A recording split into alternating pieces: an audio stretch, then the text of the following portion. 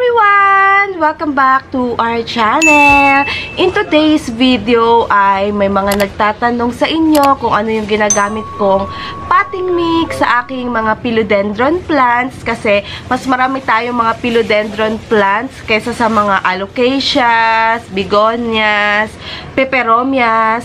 Kaya eto yung isi-share ko sa inyo kasi last year pa may mga nagtatanong kung ano yung ginagamit ko dahil hindi ako madalas magdilig ng aking halaman pero hindi rin siguro dahil yun yung gamit ko na potting mix kaya ako matagal magdilig ng halaman kasi it depends sa lugar. Kung nasa mahangin kayo na lugar, tapos bulgar na bulgar yung inyong garden, yan medyo madaling matuyo or madali talagang matuyo yung mga potting mix nyo pagkadilig na pagkadilig. Hindi katulad dito sa aking lugar na medyo tago. Tago, mahangin, maaraw, pero hindi ganon kadaling matuyo yung kanilang potting mix. So, guys, yung pagdidilig nyo ay depende pa din kung saan lugar kayo nandun, especially pag nandun kayo sa malalamig na lugar, mas matagal matutuyo yung inyong mga potting mix. So, dito sa ating i-share ngayon, sa aking mga philodendron or sa aking potting mix ng philodendron, mag-share ako sa inyo ng tatlong potting mix na ginagamit ko. Bakit tatlong potting mix ang ginagamit ko? Kasi kung wala ako nung mga bagay-bagay na ginagamit ko sa umpisa, like for example, may share ako sa inyo dito. Etong mga nakikita nyo, hindi yan 4 portions. 5 talaga, pero explain ko sa inyo kung bakit naging 5. Pag wala ako nung mga ganitong mga nakikita nyo na yan, ay at least isa man sa kanila or dalawa man sa kanila dapat meron ako dun sa gagamitin ko para sa aking mga itatanim. Etong aking unang-unang potting mix na i-share sa inyo or i-share ngayon, ito yung kadalasan kong ginagamit, ang 30% ng coco cubes, 20% ng pumice or perlite. Kung meron kayong perlite, ay pwede nyo rin siyang ipang-substitute kung wala kayong pumice. Ito nga lang mas pricey si perlite kumpara kay pumice, pero alin sa dalawa is okay lang kung alin yung gusto nyong gamitin, and basta fast draining pa rin yung potting mix nyo sa inyong mga philodendron. And ito namang si pumice, iba-iba yung size niyan. Meron ding coarse na tinatawag or yung corn size na tinatawag. Ayun, pwede din po yan. And eto naman ay wala rin kaso kung hindi nyo siya gagamitin kasi kung meron na kayong pumice. Isa-isa lang. And then 20% ng bulok na ipa or hindi siya yung iba pa siya sa carbonized rice hull na tinatawag. Kasi yung carbonized rice hull, luto na siya, napablock na, nadurog, na kulay itim, na parang vermicast. Ganon yung itsura niya. And then, meron ako dito, kanina nabanggit ko sa inyo na yung ating ipapakita ngayon ay talagang 5 portion siya, pero 4 lang to dahil ito pong isang to ay meron na siyang vermicast o coco peat with vermicast. Meron kasing coco peat na ganito lang yung itsura. Meron kasing coco peat na ganito lang yung itsura. Yung pure na pure coco peat, ganito yung itsura niya. But ito yung napakita ko sa inyo kasi meron ako dito coco peat with vermicast na. So ito na lang. 15% ng vermicast and 15% ng coco peat. Yes po, kahit na meron akong coco cubes or coco chips. Coco chips is mas maliit pa dito ng konti. Ilalagay ko lang siya dito sa isang malalim and then paghahalu-haluin ko. 30% ng coco peat, 20% ng rice hull na bulok, 20% ng pumice, 15% ng coco peat, and 15% ng vermicast. Pag gusto ko namang gawing premium, nilalagyan ko siya ng acacia leaves, tree bark. Yun lang naman yung natatandaan ko na dinadagdag ko dito sa portion na to. Acacia leaves and tree barks. Pero bihira ko lang siyang gamitin kasi minsan hindi ako nakakakita ng acacia leaves. Tapos yung tree barks medyo pricey din kasi yung mga ganon-ganon. So, hindi ko na siya ginagawa o hindi ko naman siya madalas ginagamit. Pag may nabibili lang ako, ginagamit ko. Ganito yung itsura ng ating mixture.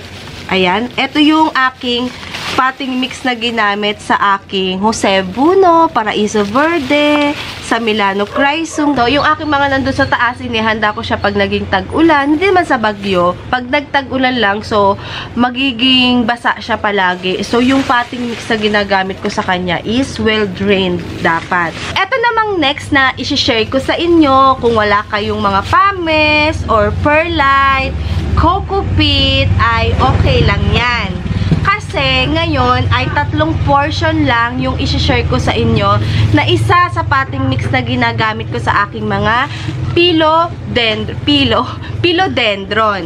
50% ng coco cubes or coco chips. Napansin ko pag bumibili ako ng coco cubes or coco chips, ang kanilang sizes ay 1 to 2 inches yung coco cubes. And then si coco chips, ganyan lang siya, half lang siya. Half inch or mas maliit pa dito. Ayan. Pag coco chips yung nabili ko, hindi na ako naglalagay ng coco peat. Kasi maliliit siya and then may mga durug-durug na portion din siya na ganyan, yung parang hibla-hibla. So, ito ay 50% ng coco cubes and then 30% ng rice hull and then 20% ng vermicast. Pansinin nyo yung vermicast ko. Ano siya? Ang black na black siya talaga. But, beware guys sa pagbili ng vermicast kasi yung iba sinasabi nilang vermicast pero hindi naman talaga siya vermicast. Yung vermicast, buhaghag lang siya. Kahit na basa yan, for example, basa yan, buo yan, diba? Pag yan hinawakan natin, madudurog siya agad.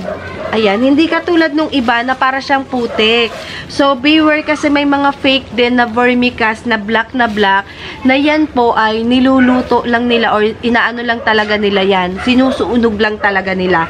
Nakakabili ako ng vermicast na legit sa Ace Hardware lang talaga. So, pag vermicast ang gagamitin ko, doon talaga ako bumibili. Paghahaluin natin siya lahat, again, 50% ng coco peat, 30% ng rice hull, and 20% ng vermicast. Halu-haluin lang natin siya. Yan. Basta guys, fast draining. Palagi niyong tatandaan na fast draining ang gagawin nyo. Kung wala kayong mga perlite pumice, isa to sa potting mix na gawin nyo. O pwede din kayo maglagay ng carbonized rice hull or sunog na ipa, pero pwede din namang hindi na. Ako guys, bihira ako gumamit ng carbonized rice hull sa aking mga philodendron plants. Pag meron, why not? Pero pag wala, okay lang. Basta coco cubes and rice hull, tapos pumice, yan yung numero 1 na hindi mawawala sa aking mixture ng philodendron. And ganito yung magiging itsura niyan. Kahit wala tayong pumice, meron naman tayong rice hull and coco cubes dito na nakaka-fast draining. So, ito yung ating pangalawang potting mix sa ating philodendron. And then, ito yung last na isi-share ko na for sure ako lahat kayo ay meron neto. Ito namang last na isi-share ko sa inyo ay wala na pala ako nung hindi pa siya nakahalo na loam soil. So, ito ay loam soil lang. Example lang to na ito yung loam soil. Kasi nilagyan ko na nung pumice yung loam soil na gagamitin ko para sa aking ibang halaman. So, for example, ito yung ating loam soil. Ang ginagawa ko, pag loam soil lang gamit ko, 40% ng loam soil and then mas ma-add pa din yung ating rice hull na bulok. Yung ating loam soil, meron na siyang rice hull pero mas maangat pa din yung ating rice hull kasi wala akong nilagay na mga coco cubes or ibang fast draining dito sa ating mixture at ganito yung magiging itsura ng ating loam soil mixture na may rice hull. Actually, etong rice hull na may loam soil na to, pwede nyo na rin siyang maging potting mix sa inyong mga aglaw. Aglonema plants kasi ang ating mga aglaw, gusto rin niya yung mixture na may rice hull. Ganito yung magiging itsura ng ating mixture ng loam soil na may rice hull. May mga acacia leaves pa pala ako dun sa potting mix na yon. So, set aside lang natin yan. Pero ganito yung magiging itsura niyan. Mas angat pa din yung rice hull kesa sa loam soil. Pero syempre, make sure na ang ating pot na gagamitin ay may butas. Kahit na ang gamitin nating potting mix ay fast draining, kung wala namang butas, yung pot na gagamitin natin, wala din. May stock pa din yung tubig sa kanilang mga pots. May plastic pa. Kung alin man dito sa mga na-share kong potting mix sa inyo ang available sa lugar ninyo ay yun na po yung gawin nyo. And meron pa akong isang bonus na potting mix na i-share sa inyo. Ito naman yung tamad version ko. Gumagamit ako nito yung soilless medium potting mix ng Ramgo. This video is not sponsored by Ramgo pero ito talaga yung ginagamit ko pag tinatamad ako mag-mix ng iba or pag wala akong mahanap ng ibang pang-mix ko, punta lang tayo sa Ace Hardware, tapos bumibili ako nito. Ano rin siya? Parang coco pit na may vermicast, pero may perlite siya nakasama. Ito, tansya-tansya lang yung ginagawa ko dito. Let's see. Let's see kung paanong tansya yung gagawin ko or i-share ko sa inyo.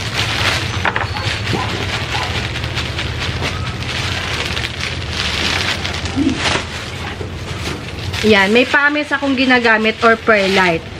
Ay, lahat na nga natin, nabutas na.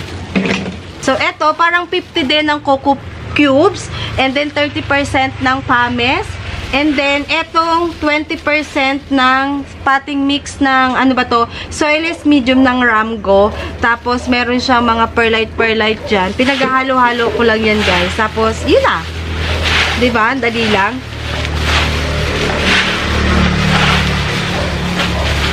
Again guys, kung wala kayong pames, perlite, meron din sa sa mga online, yan, bili kayo.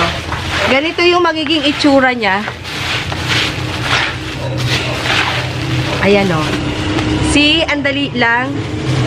Hindi lang siya halo na maayos. Ito lang yung potting mix ko pag wala akong mahanap ng ibang dito, mga rice hull. Ito lang sa Ramgo. Soilless medium. Dalawang klase kasi yun Etong isa, Seed Racing Soilless Medium. Parehas ko yung ginagamit. And then, etong isa brown, potting mix. Ito yung madalas kong gamitan, yung open na. Ito naman, ginagamit ko din siya. Hindi ko siya ginagamit pang patubo ng mga seeds. Ginagamit ko siya sa philodendron. So, ayun po. Sana may napili kayo dito sa ating potting mix ng philodendron. Lahat yan, guys, ay sa-success or lahat yan ay pwedeng gamitin. Pwede nga din daw po garden soil with rice hull. Pero bira akong gumamit kasi ng garden soil sa aking mga philodendron. Kasi yung garden soil ko, nandun na sa labas and wala na yon. May mga tanim-tanim ng succulents and wala rin naman ako makukuha dito ng garden soil. So, bumibili na lang ako nung mga i-share ko sa inyo ngayon. And mura lang naman lahat ng mga i-share ko sa inyo. Ito isang box, nasa 30 to 50 pesos. Madami ka na magagamit. Ito din, 50 pesos. Ang pinakamahal lang dito ay itong perlite. Nasa 100 to 120 pesos. Etong ganito. Kaya bihira din ako gumamit ng perlite. Pero, bumili ako kasi may tatanim akong succulents. So, ayun guys. Dito ko na i-end yung ating vlog. At I'm sure ako napahaba ang ating kwentuhan ngayon na para bang wala akong ubo sa sobrang daldal ko sa vlog na to. Sana meron kayong nakuha ang konting idea kung ano yung potting mix na gusto nyong gamitin once na magsisimula na kayo ng inyong mga philodendron plants. I hope you enjoyed it. Don't forget to give it a thumbs up if you like it. Subscribe to our channel, Ken Candelaria, if you want to. And also click the bell para ma-notify kayo pag may mga bago akong upload. Thank you and see you on my next video. Bye!